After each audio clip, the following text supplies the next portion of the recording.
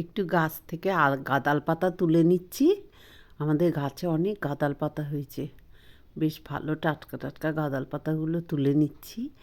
এইটা দিয়ে আজকে জ্যান্ত মাছের আজালি ঝোল করব, তাই ভালো করে গাঁদাল পাতাগুলো ছিঁড়ে নিচ্ছি। অনেক হয়েছে, এই মোটা মোটা পাতাগুলো সব ছিঁড়ে নিচ্ছি। খুব সুন্দর হয়েছে, এইতেই হয়ে যাবে।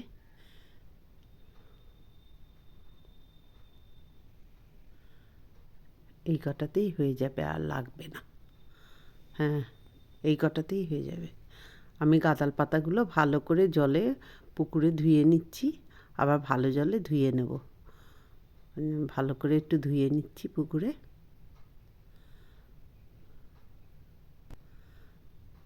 গাঁদাল পাতাগুলো আমি ধুয়ে নিয়েছি পরিষ্কার করে। আর এখন এর মধ্যে আমি কিছু জ্যান্ত মাছ একটু কেটে নুন হলুদ মাখিয়ে নিয়েছি। এগুলো দিয়ে আমি একটা আঝালির ঝোল করব।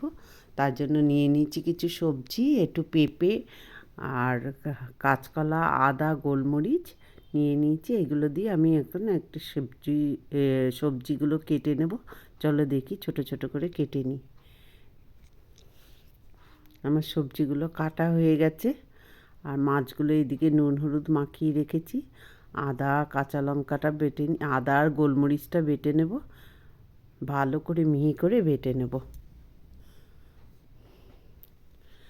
তোমরা চাইলে মিক্সিতেও বেটে নিতে পারো, আমার একটুখানি শিলে বেটে নিতে খুব ভালো লাগে। আর শিলে বেটে করলে পারে ঝোলটা টেস্টও খুব সুন্দর হয়, বাটনাটা খুব ভালো হয়।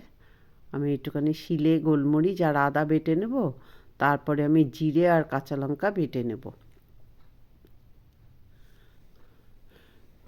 অপর্ণাস ডেলি লাইফ থেকে, অপর্ণাস ডেলি লাইফ অ্যান্ড ট্রাভেলসের একটি নতুন ব্লগে আপনাদের জানাই প্রীতি ও শুভেচ্ছা। আজ আমি আঝালির ঝোল দেখাবো। জ্যান্ত মাছের আঝালির ঝোল কী করে করতে হয় আমি সেটা দেখাবো গাঁদাল পাতা দিয়ে।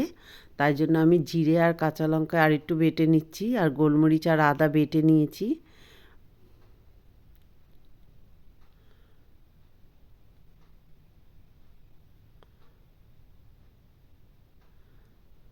আমার জিরে বাটা আর আদা বাটা হয়ে গেছে, কাঁচা লঙ্কা জিরে বাটা হয়ে গেছে।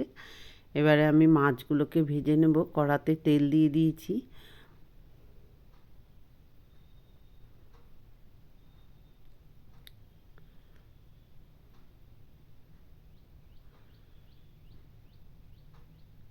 মাছগুলোকে একটু ভালো করে ভেজে নিতে হবে, যাতে মাছে গন্ধ না থাকে। ভালো করে সুন্দর করে ভেজে নিতে হবে মাছগুলোকে। আমি একে একে মাছগুলো সব ভেজে নেব। বন্ধুরা, তোমাদের কেমন লাগছে এই নতুন ধরনের ব্লগ দেখতে? তোমাদের যদি ভালো লেগে থাকে আমার চ্যানেলটাকে সাবস্ক্রাইব করো, লাইক আর শেয়ার করতে ভুলো না। আজ তোমরা দেখতে থাকো আঝালির ঝোল কি করে করতে হয়।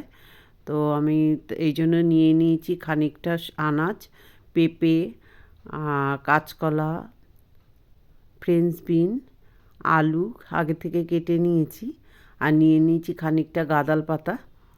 আমি মাছগুলোকে ভালো করে ভেজে নেব, ভেজে তুলে নেব, নিয়ে আলুটাকে ভেজে নেব। আমার মাছ ভাজা হয়ে গেছে।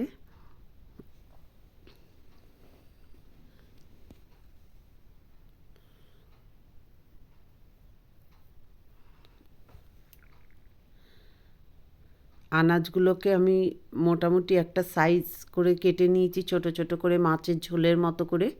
পেঁপে টেপেগুলো এরকম মাছের ঝোলের মতো কেটে নিয়েছি। আর একটা বাটিতে একটু হলুদ জল দিয়ে ভিজিয়ে রেখে দিয়েছি।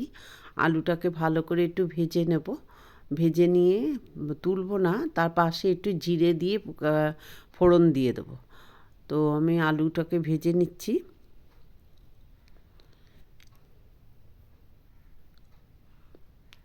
এখন ফিস্টের মরশুম চলছে, চারিদিকেই রিচ খাবার। এত রিচ খাবার খেতে খেতে ইচ্ছে হলো যেন একটু আঝালির ঝোল করলে খুব ভালো হয়, দুপুরবেলাটা খুব খেতে ভালো লাগবে। তাই জন্য এটা রান্না করলাম। তো তোমাদের কেমন লাগছে আমাকে কমেন্টস করে জানিও।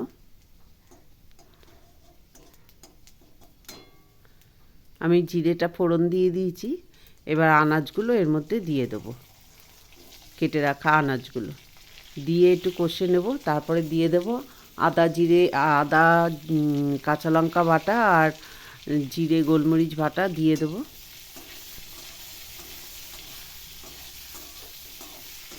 দিয়ে একটু কষে নিতে হবে। প্রথমে আনাজগুলোকে একটু ভালো করে কষে নিয়েছি। এর মধ্যে দিয়ে দিলাম আদা জিরে বাটাটা।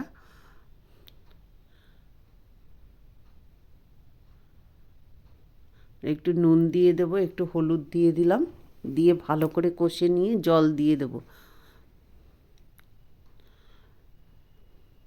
জল দিয়ে খানিকক্ষণ একটু ঢাকনা দিয়ে রাখতে হবে যাতে সিদ্ধ হয়ে যায়।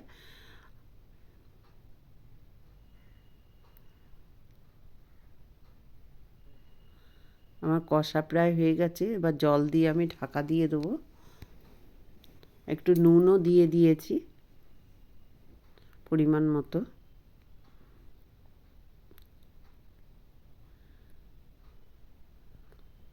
এটা কষবার সময় একটা সুন্দর গন্ধ বেরোয় ঝোলটার।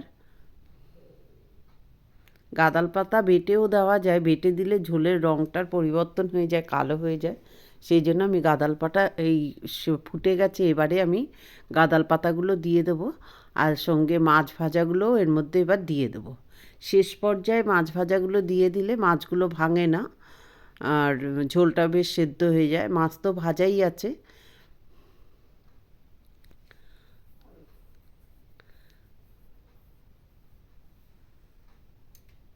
মাছ ভাজাগুলো আমি দিয়ে দিলাম।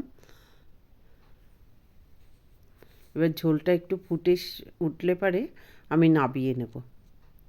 আমার প্রায় মাছের ঝোলটা রেডি হয়ে গেছে, আর একটু ফুটবার অপেক্ষা।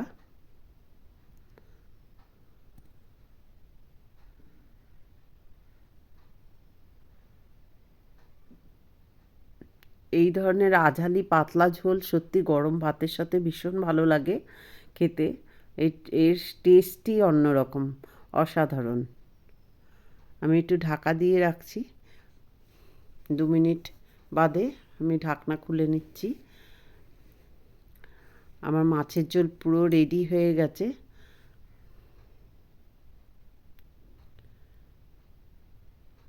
এবার আমি নাবিয়ে নেব।